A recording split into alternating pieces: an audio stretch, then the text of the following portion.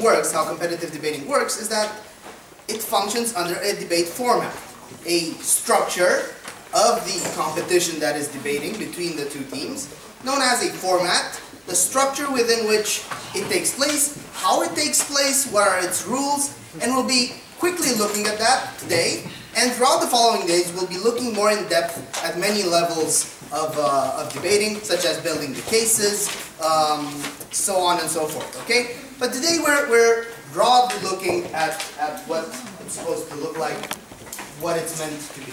Now, the World Schools format, the format this academy is taking place in, the format in which many, many important competitions take place in, is a format essentially designed that in the allotted time, it should get as into depth of the issues as possible. The format is meant for the two teams to get into as deep of issues and as advanced issues as they can, to get the clashes of the debate as far as possible, as many questions, as many answers to those questions, as many advancement arguments, and of course replies to those arguments. Now, the format is therefore designed to have lots of interactivity, to look at lots and lots of points, to encourage you to bring as much as possible on the table, and to encourage you to get all of those arguments into as much depth as possible, and of course, very importantly, to clash with all of the arguments, as many of them, definitely all of the important ones that the other team is bringing up, okay? So that's the point of it. That's the point of the format, that's the point of the teams playing against each other. We know two teams are debating, right? And the question is, who are we debating for? Why do we look at public speaking? Essentially, the concept of the format, it being a parliamentary format inspired format, is that we're talking to an audience. We're talking to an audience that is there to be convinced of one way or the other on the issue we're given to debate. So that's the mind frame we should always have. We're there to convince an audience. Yes, there are judges who happen to be the deciders in that room, but what even the judges are looking for is that you are talking as if for an audience to be convinced by the way you're putting things. What the judge decides is, who is the better advocate? Who is the better advocate before a crowd? Okay? Who is this audience, you might ask? Well, this audience has to be anyone. We're trying to put things in a way that would work for everyone. It should be put in a way that even your old grandmother would grasp, that even your cousin would grasp, that even somebody from the other side of the planet would grasp. You have to take all these things into account. You have to put things in a way when you're debating that applies to everyone and anyone. It can't be something that only a specialist would understand. It can't be something that only somebody from a specific cultural background would understand. You always have to put it in the way in which a mass audience that is informed about the subject but has no opinions on the subject would understand it. And the judges know this, and that's how they look at your speech. How would the typical mass audience react if they're available to both sides, react to the way you're putting things, what you're trying to convince the audience of. So always have this in mind. I'm talking to an audience. I'm here to convince that the motion should go my way, that it should be approved or it should not be approved, okay? Always, that's what we're trying to do. So, we're given a motion, and we have two teams of 3 people each, okay? They speak in turn, making these public speeches for an audience, but at the same time, all of what they're doing has to be argumentation in the rawest sense at the same time. It's both a public speech and argumentation. We shouldn't have parts of our speech that are for arguing and parts of our speech that are for public speaking. All of our speech, all of our 8 minutes should be doing both those things. Should always be put in a form that is inviting, that is something people could receive and could connect and empathize with, while at the same time arguments should always be constructed, answers should always be built from arguments, okay?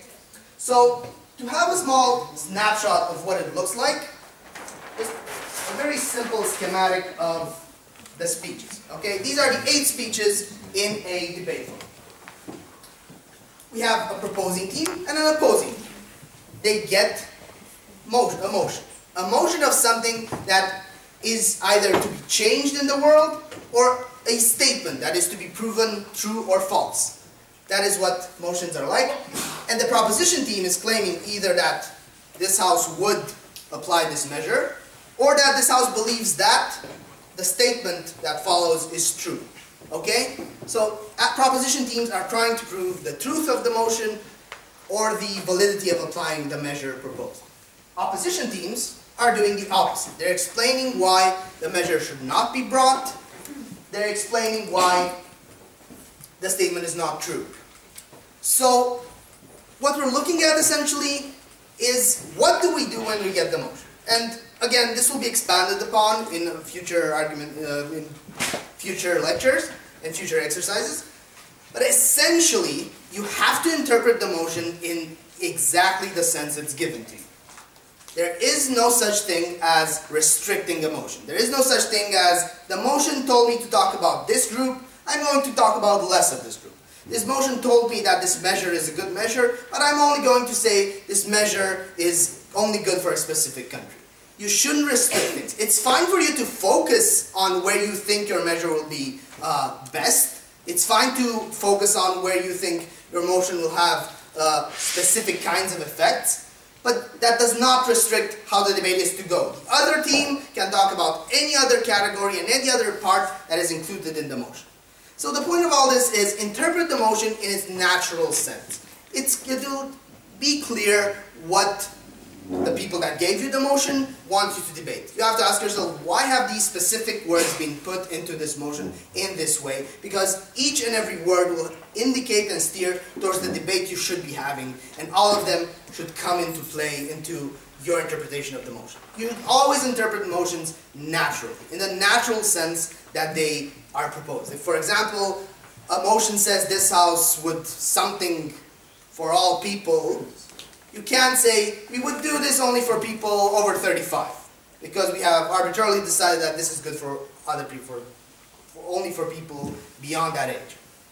What is a natural interpretation, for example, is that if the motion says this house would legalize something like light drugs for everyone, that you look at other legalized things, like, for example, alcohol, and say, for everyone over 18. That is fine, because that is a natural interpretation of how legalizations work. And that is fine because we look at what do legalizations look like and apply it in that sense in the countries where that's how it works. Okay? So always make sure you're not doing anything that is unnatural. You're not supposed to be proposing anything else. Now, that's about restrictions. About widening. About proposing more than what the motion asks for. Sometimes the motion says this house would something, and you want to add up a little more than that. That is allowed. It is fine that you propose more, but be aware of two things. First of all, that you're widening the burden. You're making the job harder for yourself.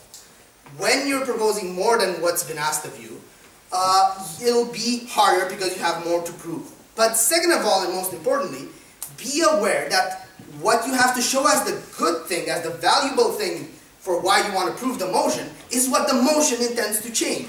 If you're adding something to what you want to propose that isn't meant in the initial motion, and you're actually getting all of the advantages you want to pitch from that addition you brought, then you will lose that debate, because you haven't shown that that motion is what needs to be proposed, okay? So always be showing that the motion given is what you think brings the great advantages, is the important point you want to bring across, okay? Now, of course, very importantly, throughout all of this, please everybody write down questions. Write down a lot of questions about all of the things I'm talking about, all of the things you've ever thought about with regards to the format, nuances, details, situations. Write them down, and we'll have lots of questions and answers towards the end. Okay. We have the motion, and we interpret. What happens when the round starts? What's supposed to happen? We have two types of speeches, 8-minute speeches and 4-minute speeches, constructive speeches and reply speeches. What do they mean? Let's look at the first proposition. The first speaker is saying, we approve of this motion. The first proposition speaker needs to initially lay out the groundwork, give definition to the debate. Now what this means is, you have to give the context, the basic concept of what is the context of the motion, what are the big points of the words in the motion. Now understand that this definition is giving essentially your team's view of what you want to be doing, giving your team's view of what exactly you think are the big questions. And understand that this context will be discussed by the other team if it's not a fair context. What you usually want to do is to point out the fairest context you can, because judges will appreciate if the teams more rather talk about the arguments, about the concepts being brought into discussion, more rather than what are the definitions to things. So what you want to make sure is you define the important elements in the motion. This can be specific words, these can be expressions in the motion. Make sure you make it clear exactly what you're proposing, how you're proposing. For some motions, this may involve a further step as a sort of part of the definitions, but also at the same time a different step. The model. The question of, fine, this could be done in a number of very different ways. There's a specific way in which we want to do it, because there are many, many options. And at that point, you should give this model, this description of what exactly you want to be doing. Again, this model should be as clear as possible to make the debate fair. This model should be a model that shows, that allows for debate, that makes sure we know how it could work or couldn't work. You can't skip steps. You can't say, oh, well, we would implement it in a good way. We would, the mechanism by which we would make this happen would be a fair one. You need to describe it. You need to say what that fair mechanism is. You need to show all of those things, okay? So make sure when you want to propose a model, when you want to show how you want to implement the motion, that this is done towards the beginning of the first speaker, okay? What the speaker then has to do is not much, just prove the motion. The first speaker, after giving this context, this definition, this model, has to prove the motion, has to create a set of arguments, a structure of arguments that proves the motion.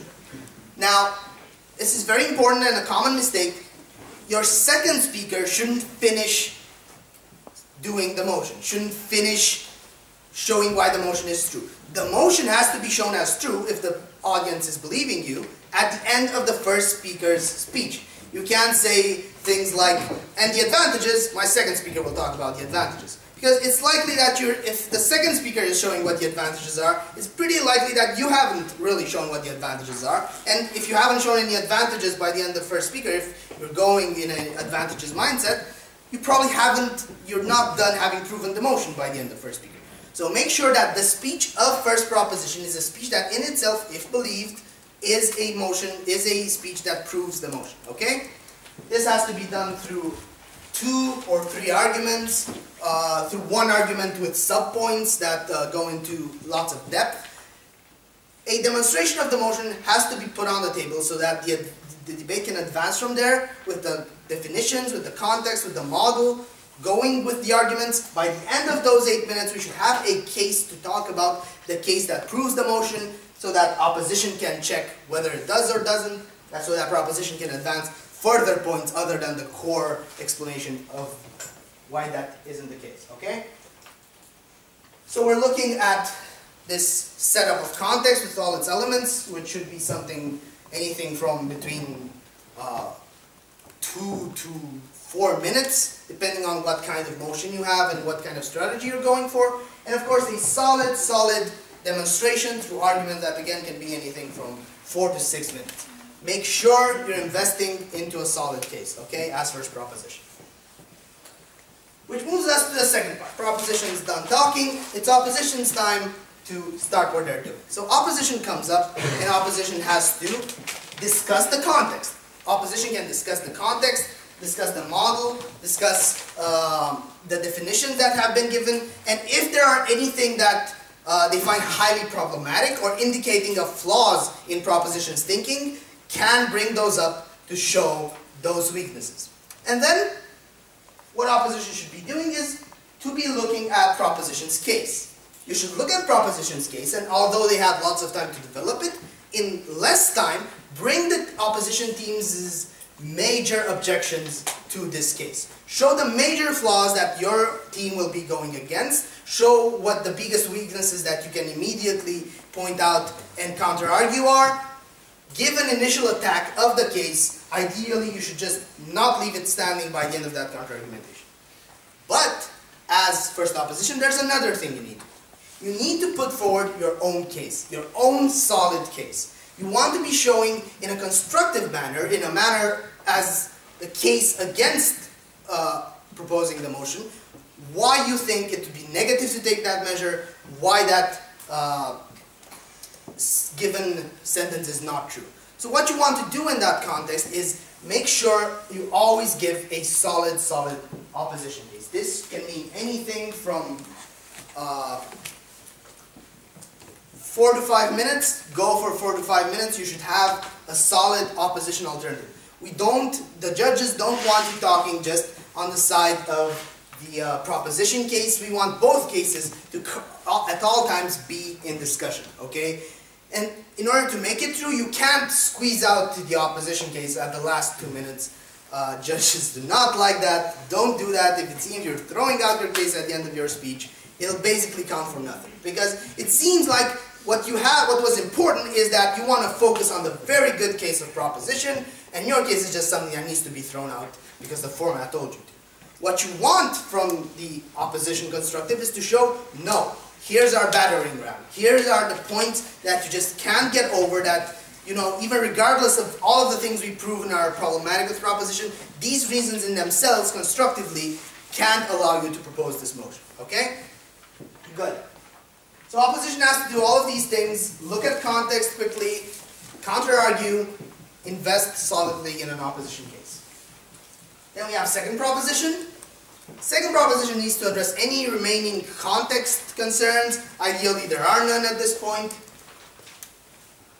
And move on into the part of answering to the attacks already given. We're going into the first phase of defending arguments that have been brought. They do this by showing why the attacks had logical fallacies, why factually they're not based on truths, why there are other concerns that need to be looked at which show the argument to be true beyond what opposition started counter-arguing. So defense of what has been attacked. Further on, the opposition case that has come up needs to be attacked. The major objections to the stance opposition has drawn up need to be issued. You need to show what your big problems are with the battering ram of the opposition with their construction. And then, as if that wasn't enough, proposition also has to put forward an advanced argument, an extension argument, an argument that beyond the core argumentation of proposition is an additional argument with an additional important angle that shows why, again, even for that reason, this motion should be proposed. So, look at anything else pertaining to content, address any points you want to defend,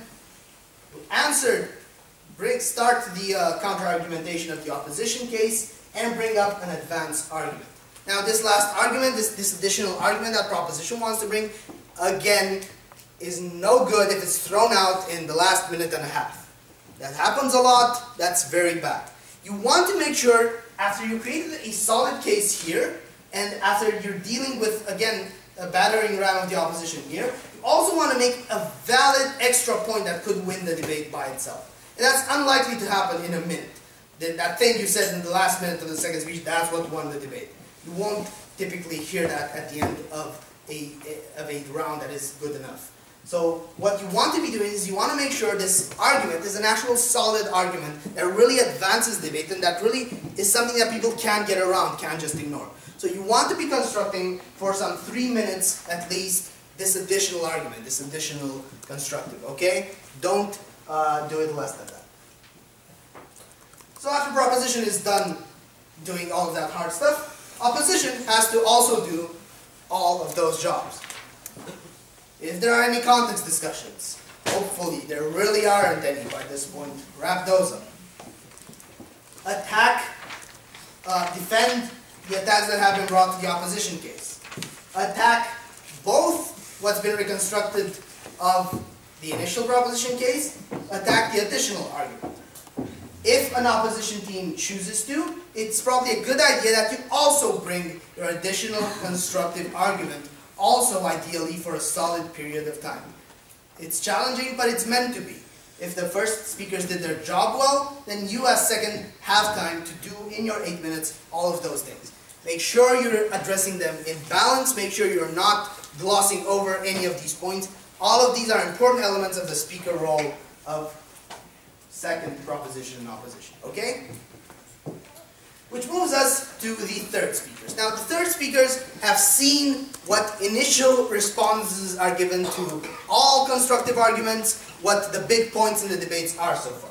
So what the third speaker has to do is the third speaker has to prioritize what the big questions are and address those questions in an analytical, deepening sense. All of these things that have been brought on the table for 4 speeches, you need to pick out the bulbs that are essential to the debate, that are likely decisive to the debate, and go into them into as much depth as possible. Look at their implications, look at their many levels, go into deepened analysis as much as you can, go into as many levels of argument. Always keep asking yourself why. Why is the last thing I said true? Explain why it's true. The new thing you said, ask yourself why. Why is it true? Third speakers on both sides should look at the debate in an overall sense, pick the big questions, and really, really address them in as deepening sense as possible, okay? So your 8 minutes should be very analytical, both in defending your points and in attacking opposition points, and in making sure you get these to the end, to the big point you want to make on proposition and on opposition. You're technically allowed as a third proposition to bring an additional argument. That rarely happens. That's usually because third speakers need to focus a lot on deepening the big questions of the debate. So you want to get into as much depth as possible in these. Okay? Which sends us to a reply speech, which as you see are in reverse order. Okay? After third opposition is done, a reply speech, a shorter half speech of 4 minutes, is given by each team. Now, the mentality you need to get into for reply speeches is that the debate is over, it has taken place, and you're explaining why the big points, the overall points, why you think you made the essential point, why essentially the judges and the audience should go for proposition or opposition, are with your side. This needs to be very conceptual, needs to look at the biggest questions and address them in what are the big things clashing here, and look at these big things clashing with the background of these many minutes before, okay? Opposition does it first. Only the first or second speaker of the team may give the opposition reply. Then the proposition reply closes the debate, and only the first or second speaker of the proposition may give this reply speech, okay? And through these replies, you want to crystallize what has your big point been, why you think your big point is superior to the judges, and you want to make sure that you show and you put your best arguments into value, your best answers, your best counter-arguments into the spotlight for the judges and the audience to see. Okay? Now, another important part of this format is that it's meant to be interactive. I mentioned how, look, there's the case, you start attacking the case. Look, there's the extra argument, you start attacking the extra argument. Look, then there's some in-depth analysis, and then we crystallize everything. But it's actually a lot more interactive than that, since throughout all of this schematic, there are actually lots of smaller little arrows that bring up interaction between the teams. These are points of information. These are interventions. It is when a speaker is giving the speech, the other team may ask for a point of information.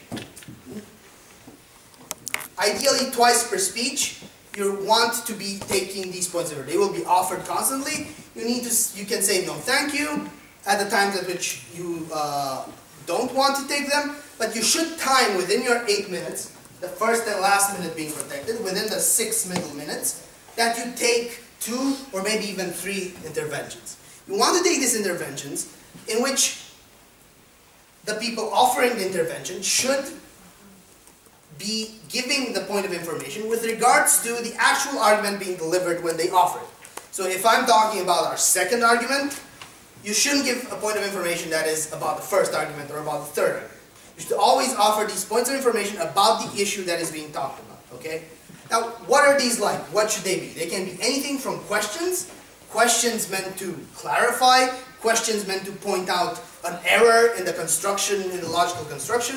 They can point out factual elements that change the thinking of, or directly contradict the thinking of the speaker at that point.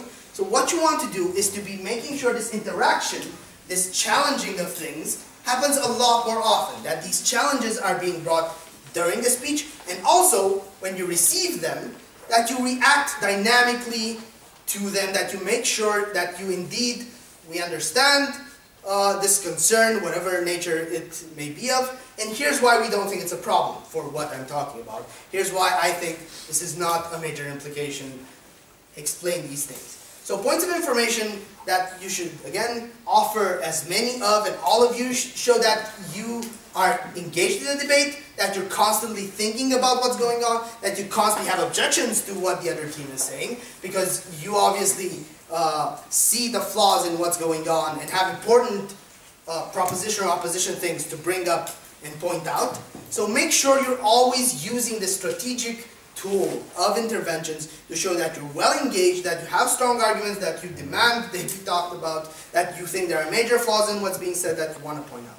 Now, that's what these interventions do a lot to make sure that this is not just a sequence of speeches. A sequence of speeches with some small degree of interaction. First of all, even if there weren't any points of intervention, talk about what the other team is doing a lot. You want to be showing that you're understanding their mode of thinking, and that when you show their flaws, it is because you understand what they're talking about. So show this understanding by giving advanced, in-depth counter-arguments to what's being said.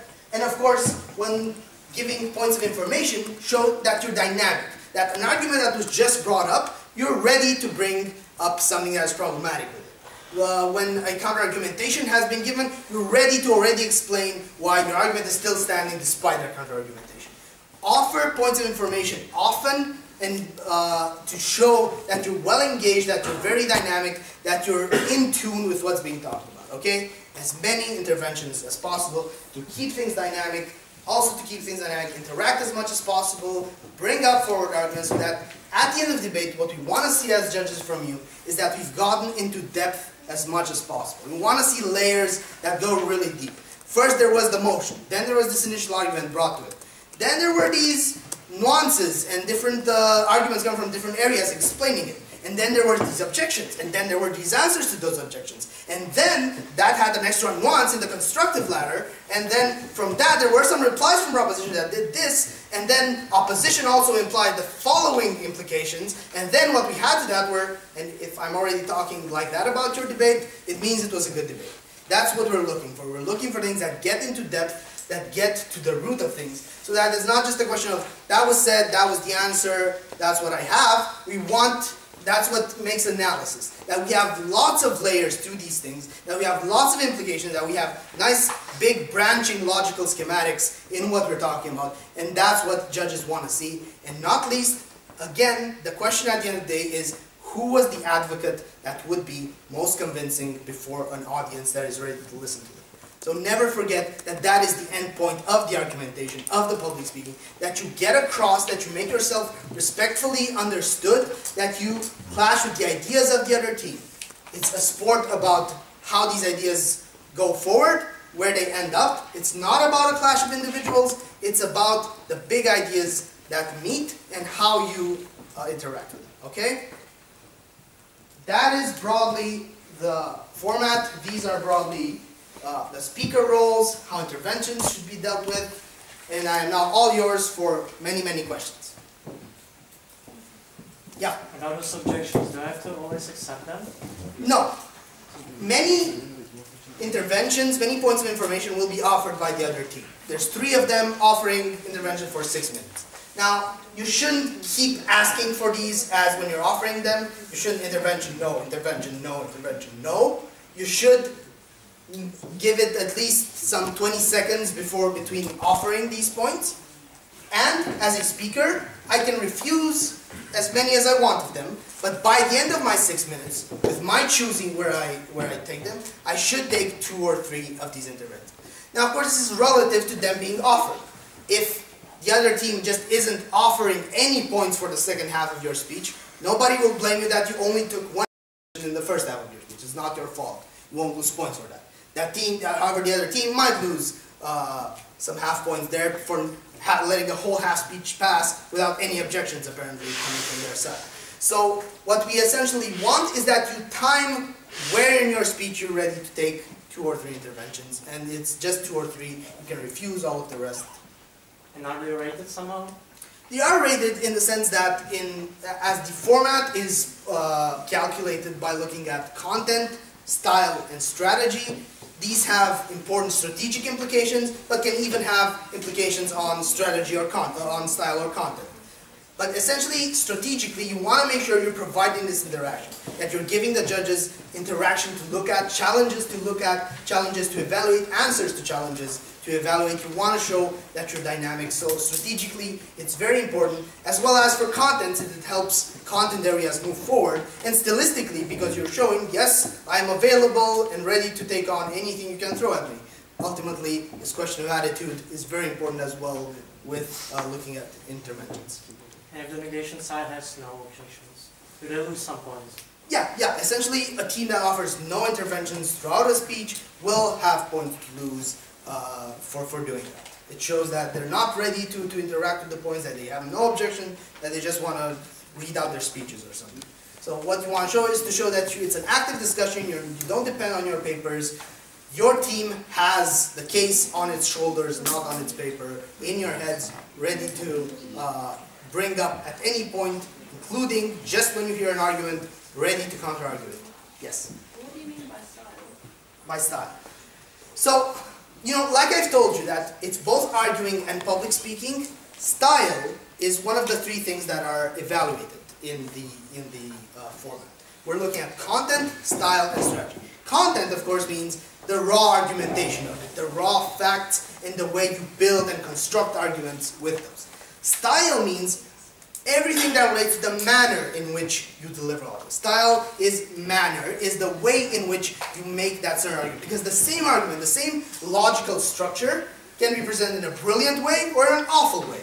The distinction between that good way and awful way is made under the style category. That core argument that may be better or weaker, how is it delivered? What is the manner in which it is delivered? So because it's public speaking, because it's for an audience, it's meant to also be stylistically receivable. It means to be, it doesn't mean to be stylish, it means to be, things like clarity come into it, things like words that are specific to the meanings that we're talking about. Nobody will evaluate you on accent, nobody will evaluate you on the way that you look, but the manner in which you speak, the manner in which you look to deliver your message, the manner in which you choose the words to illustrate that core argument are all a part of style. And of course we have strategy, which is what you prioritize to address, how you manage your time, how you interact, how you show your dynamic, all of the strategic points that are also essential to any round. More questions? Yeah. Sorry. Is there any time between speeches? There is no time between speeches. Like the judges might need to finish up their notes, and they'll call you when they're done wrapping up their notes after the last speech. But there is no allotted thinking time. Okay, thank you, sir. So how much time as opposition do I have for the preparation? That depends. There are both prepared motions and impromptu motions. In impromptu motions, both teams are given the motion an hour before the debate, and between the 3 of you, you make the best case that you can for an hour. With prepared motions, you get that a while in advance, days or sometimes even weeks, and you get to prepare those for a while with your team. You get to research, you get to look up things online, you get to discuss arguments, you get to go into depth for a lot more than an hour. So we have impromptu, which is quick, solid building for an hour, and we have prepared motions, which come with more elaborate working together. And I'd Yes? Well, as a position, how much time do I have for the preparation to react on the proposition? The short answer is none. The short is... The amount of time that he's speaking. Yeah. Essentially, it's not even by the end of first proposition that you need to start reacting. So I can't even speak to my colleagues? No, it's fine that you silently speak to each other within the team, but you're starting to react the moment first proposition finishes their first minute. Because you want to be offering even first proposition a lot of intervention, you're already getting ready to clash with what's being done since they start talking. So it's all about instant reaction. The point of this is not to have homework well done and to present your homework, but rather to show that you've internalized what we're talking about. When you have a motion about a subject, to show that you got the subject and you're ready to talk around the subject because you got it. Not so much because you prepared a given correct argument, but because you really get it. So essentially, by the time first proposition is done, opposition already has to bring some interventions, already has to be ready to clash with them, has to have their own case ready and to potentially adapt their case to what is going on, to have counter-arguments ready. It's a game of dynamics. Practice helps a lot with it. It gets a lot easier as it goes on. But yes, it's all meant to be virtually instant. Oftentimes, you're really thinking of what you're going to answer while you're speaking. And that's fine, and it gets easier to do as you gain practice. Yeah? Would proposition provide the definition prior to the debate, to the opposition? No. The concept of giving definition, of establishing what context you want to talk about and what specific meanings and understandings you have of what happened, is meant as a part of the 8 minutes, as a part of your case. It's logically a part of our case because it's a part of what we're trying to prove, a part of the context we want to work in. So that's why it's part of the speech. Yeah. Sorry, sir. Like, how do you avoid being repetitive? If, say, your second speech was negating matter, and then your third speech needs to negate the same matter that, like, your second speech was negating.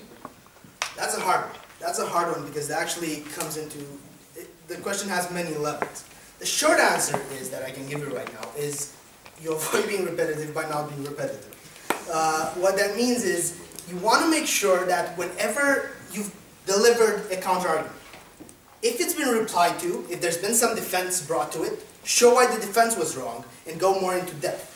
If there was no defense brought to it, instead of repeating, and we gave that counter-argument and there was no defense to it, say, we gave that counter-argument and there was no reply to it, but furthermore, and use the fact that they let you get away with that counter-argument in deepening it even more, and giving it another level. Because they haven't replied to this idea that we keep showing as very important about the thing they didn't answer to, here's our further implications. Because the moment the team doesn't react to a major argument, it opens up the gates for you to advance that, and then they'll have two segments of construction they need to react to, which will get pretty hard at that point.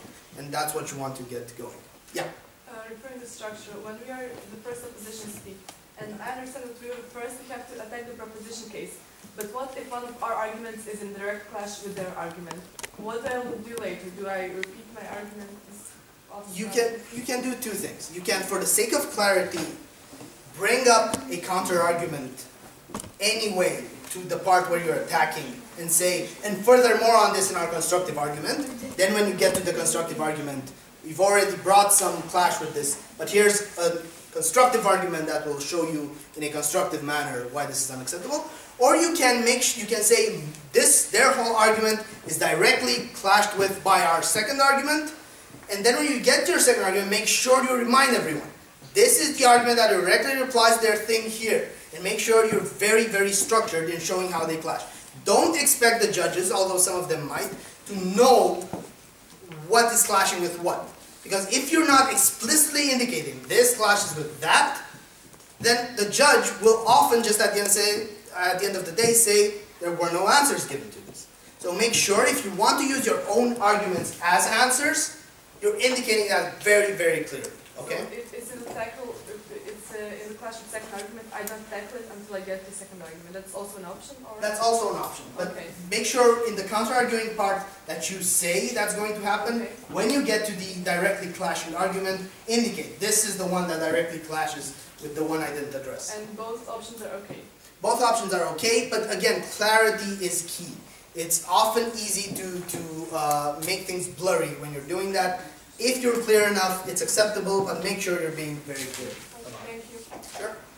Yeah. What will happen if we exceed our time limit or stop before the time limit? So, good question.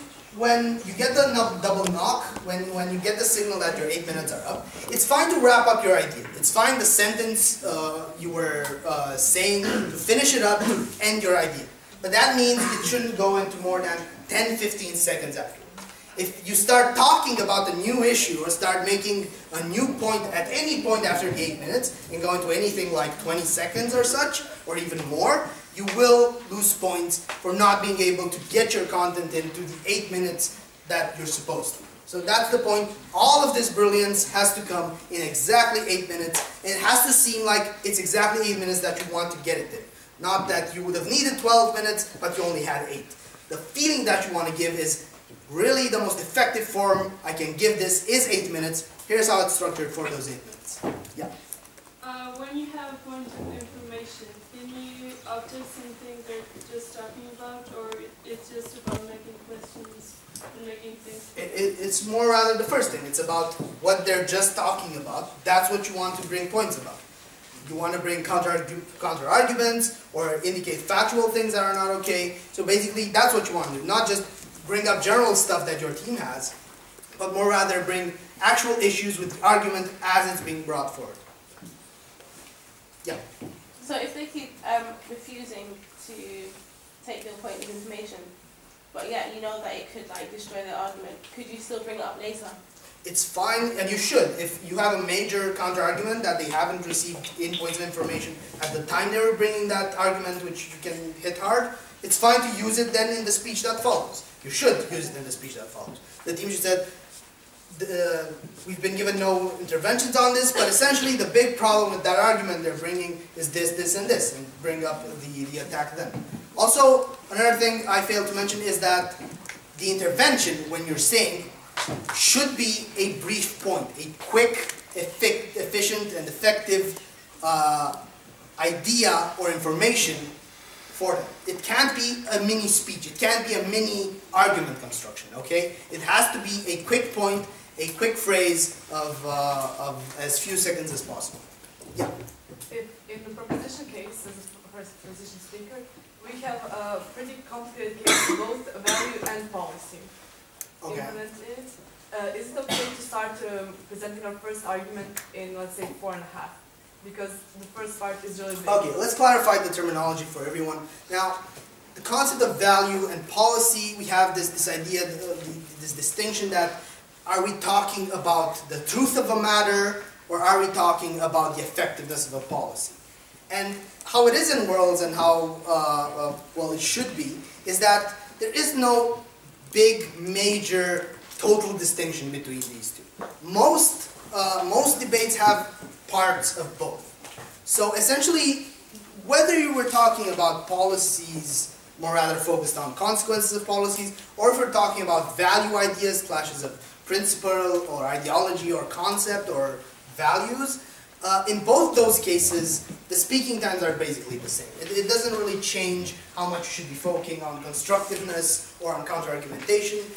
You're looking at the same type of idea. Whether you're constructing an explanation for why a system works, or whether you're constructing an explanation of why a concept is valuable, both those things should be done in basically the same types of constructions in which you logically pursue things. So if there's a follow-up. No, it's too late to start the first argument at 4:30. Depends. I mean, it can be conceivable that you have such a motion that for which the model, the way in which you're doing things is so essential that you want to invest a lot of time with it. However, 4.5 minutes sounds like a lot. I mean, it's conceivably could be a good idea, but it's usually not. So you want to give a solid explanation, but again, you shouldn't need 4.5 minutes because it's essentially, the point of the model is to make clear what we're talking about, not to make gimmicks that wrap up potential counter-arguments. The point of the model is to make it clear for everyone how this measure will work. And that's why it should be clear, it should be explicit, but doesn't need to go into extreme detail, doesn't need to go into every step that will ever happen, but more rather make clear what is the measure we're dealing with. Is there a grace period? How much of the time? I mean, 1 minute before, 1 minute after. So in terms of ending your speech, you have time to wrap up, which means basically 15 seconds maximum. And in between speeches, again, there's no specific thinking time, there's just how long it takes the judge to finish their speech, their notes. It might be instant. One speaker ends, the other team is called to speak. Yeah? Like in other formats, they like refer to Mr. Speaker or like stuff like that. We don't refer to. No, it's fine to do that since it has a parliamentary background, since it comes from a parliamentary tradition. It's fine to speak to the chairperson, to Mr. Speaker. It's fine to speak to the chair that has given you the floor to speak. But at the same time, it's just as fine and legitimate to talk to the ladies and gentlemen involved. It's fine to talk to the brothers and sisters before you. Whatever you choose. You're the public speaker, you're the one getting your message across. It's fine to put it in the way in which you would put it to make it most convincing. Don't say ladies and gentlemen when I'm judging. Okay? And like it. yeah, that's good. But I mean, don't turn any of these things into tics. If they come like 5 times a minute and they add up 40 times by the end of the speech, it's probably not a mechanism of addressing. It's just a tic you're leaning on. Questions? I have just one question. When spamming PLYs, what 15, 10 seconds between PLYs, what would be the most etiquette way of not spamming too much PLYs? Again, the quick answer to that is just don't. The quick answer to that is they're making an argument that's 1.5 minutes. And you really want to get an objection within that 1.5 minutes. You don't want to do things, although it's tempting, I know, to say, if I bring one every 15 seconds in a 1.5 minute argument, that'll mean 6 opportunities to get this good point in. No. If they're not taking interventions on that point, it means they don't want it interact with at that point. In which case, you just put it into your next constructive. You just put it into your counter-argumentation. Just move it there. You want to seem elegant about everything you're doing. You don't want to seem like you're desperate to get that point if it goes to desperation. You want to seem confident, you want to seem determined, not desperate. Yeah. How are we scored? That's a big, hard question in the sense that there are lots and lots of implications and levels and gauging. Overall, points are given on a scale that is basically between 60 and 80, with 70 being the competition average as a concept. But there are many nuances to that, the categories are scored 40% content, 40% style, and 20% strategy. But again, strategy wins happen all the time because you can show yourself to be the better team on any of these levels during any speech and during any debate. So we're talking about a 20-point range, and of course, like in a judge's briefing, which I hope to one day have with all of you, there are lots more implications and nuances to that, but for now, focus on, just doing as good as you can.